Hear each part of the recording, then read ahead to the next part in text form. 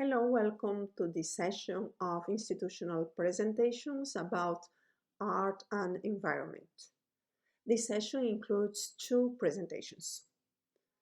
First, Ryo Ishikiru presents the paper titled Sound Lab, a Spatial Audio Research Practice Unit in Hong Kong, which introduces the design and installation of a sound lab. The second paper, presented by Ricardo Dal Farra, is titled Balance-Unbalance, Ecology and Citizenship, that explores the role of media art on climate change. Thank you all for coming. Thank you to the authors. So let's now enjoy the presentations.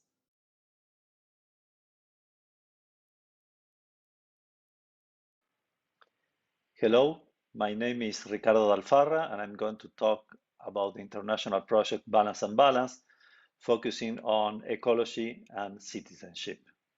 First, let me show a few examples, like, for example, this one from Nicolás García Uriburu, that he was a pioneer of land art and ecological art, and he was coloring the waters of the Venice Grand Canal with some fluorescent colors. That was already like many years ago, but we have a lot of interesting examples linking art, ecology, and of course technology and science. We have, like, for example, the projects by Land Art Generator Initiative that are making a competition every year, or the projects by RIX in Latvia, also crossing art and science to try to find new solutions for the problems of the environment and climate change in particular. Or projects like this one, for example, from Tomás Saraceno, Aerosena Pacha. So all these are interesting projects. Like sometimes we can find like notes, like in the Guardian, talking about, okay, what can we do about changing things? I mean, from the art, what art can do to change things regarding the climate change and environmental crisis in general. This other one, for example, also from the Guardian, 15 ways to powerfully communicate climate change solutions. And here we have some proposal, like, for example, when I'm marking B&B because connect the dots says, okay, that's what is doing Balance-Unbalance, same as encourage action at the local level. And when you see get climate change on the curriculum, the transdisciplinary creation and performance class at Concordia University I was starting some years ago, that was a way of changing things. It's a music class, but at the same time, all musicians are being crossed in a very transdisciplinary way with what's happening. We have a concrete focus that is crossing art, science, and technology, focusing on music, but also on how to solve things regarding climate change. We have a lot of different examples of what art can do. And at the same time, here's 2021 in Ars Electronica, when they were giving this prize and they were saying the internet is the world's largest fossil fuel power machine. Very important point. All this related because when we have like a funnel and we need to put the economy, the environment, energy, and everything needs to go through a little hole and it doesn't work. Obviously, it's not going well. So what kind of future do we want? Do we want to prioritize the economy because we want to have the economy we need, we want, we expect to keep growing, or we put the focus on energy? Yes, because we need energy for doing exactly what we are doing now, to run the conference, to put this video, to connect internet, etc., everything we know. Or we prioritize the environment. So what are we doing about the future and what can we do? So these projects like Balance-Unbalance together with Art, Climate, and Eco are part of the initiatives that I would like to mention regarding possibilities and what have been done during the past few years. So the idea is to have art, like to find a way that art can enter into this calculation of what's possible. I mean, yes, we need the economy, the environment, the energy, but art can play a role too. So the idea is how we can do things regarding this. So many years ago, already in 2010, we started Balance-Unbalance. At that time, the first international conference of Balance-Unbalance that was trying to join art, science, and technology regarding environment and our responsibility on that.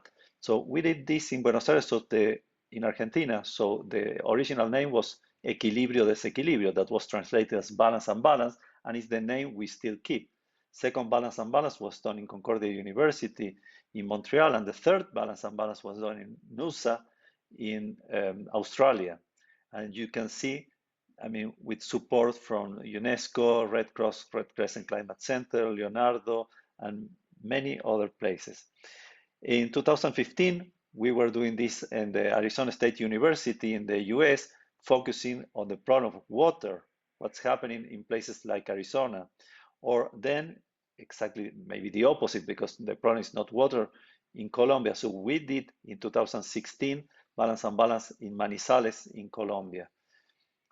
And the focus was, yes, linking nature and society, but always through art, science, and technology. Awareness is important, reflection is important, but of course, eco-action is vital point. So these were some of the people that we were inviting, from conductor from Paraguay, like Luis Aran or David Rothenberg, musician, philosopher Roger Malina, astrophysicist Andrew Kruczkiewicz from the Red Cross Climate Center, because the idea is to generate transformative knowledge networks, to build networks now to increase the chances of having a future on this planet for the humans, not for the planet, it's for the humans. We have the problems.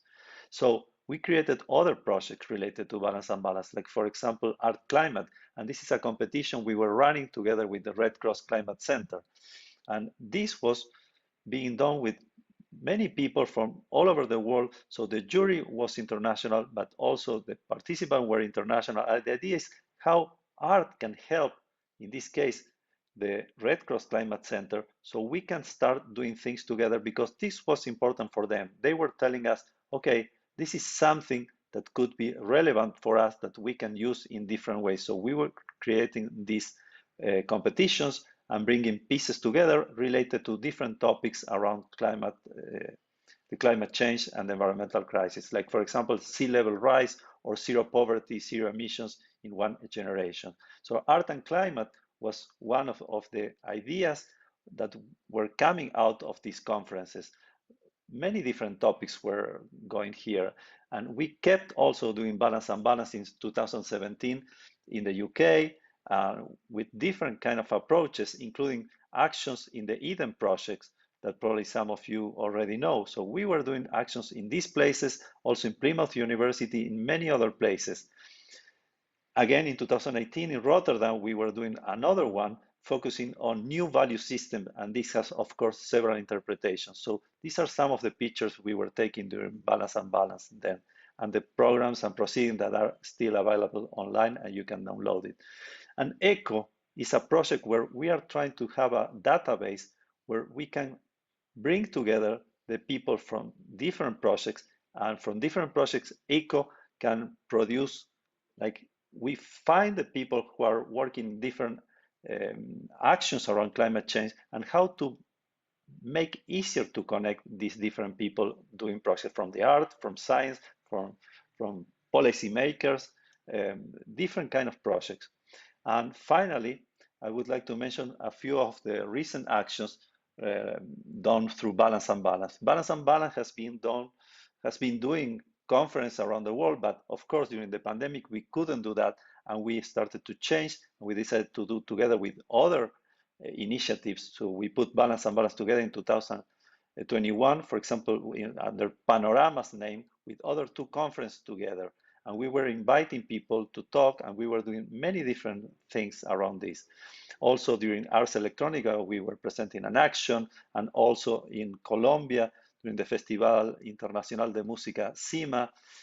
So let me finish with this sentence from The Politics of the Environment from Neil Carter. There is a consensus over the need for active ecological citizenship because of the recognition that the transition to a sustainable society requires more than institutional restructurings. It also needs a transformation in the beliefs, attitudes, and behavior of individuals. So We did this during 2022, already are like 8 sessions. I'm showing only 6 here, but 8 sessions with people from many, many different countries, many different cultures, many different backgrounds, from astrophysicists, artists with a technological and scientific background. So people with many different initiatives. So the idea is to bring people together, bring ideas together, and to do our best to make this work, because we need to start getting results, not only talking like I'm doing now, but we need to generate results around projects regarding climate change as soon as possible. Thank you very much for listening to this presentation. This was Balance-Unbalance, and the topic ecology and citizenship. Thank you so much.